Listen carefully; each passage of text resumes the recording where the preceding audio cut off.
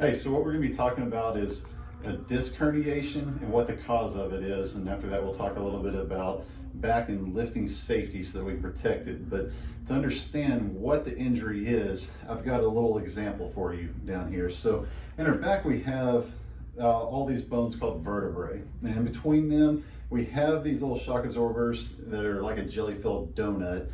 And well, what this is it's got this really tough part on the outside that's going to hold the inside, which the jelly, which is called the annulus. And so well, what happens is we've got our spinal cord back here, and well, when we get an injury, especially whenever we're lifting things, a lot of people that herniated disc complain of that pop, and followed by pain. Can be a lot of pain, can be numbness and tingling, but typically they get that rounded back when they go to lift something heavy, and they round the back.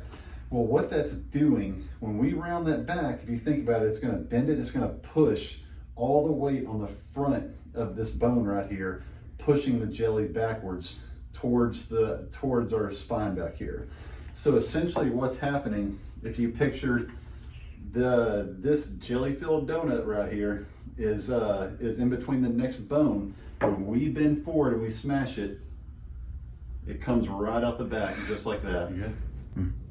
All right, so in the last video, we talked about how disc herniations happen. So what I want to do is I want to cover a few things that you can do. Number one that I always tell people, though, is that accurate diagnosis is always the most important thing.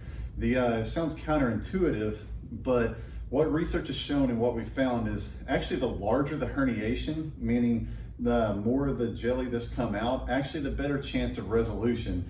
And the reason's because our immune system will actually reabsorb that jelly and create a scar and heal that disc. But what we want to do is we want to start trying to work that jelly forward. So if you picture in your head, when we bend it back, the toothpaste goes back. When we bend it this way, jelly goes forward. So well, what you'll do is you'll go face down.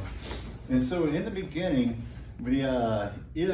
if it is truly a herniation that's coming backwards and potentially even placing pressure on a nerve, or it's just extremely painful right there, you might not be able to extend very far.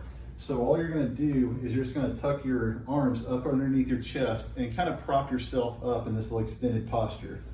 So once you're able to do that comfortably, what you're going to do is you're going to take your hands and place on the table. You're just going to gently try to extend yourself up as much as you can tolerate and just hold that posture.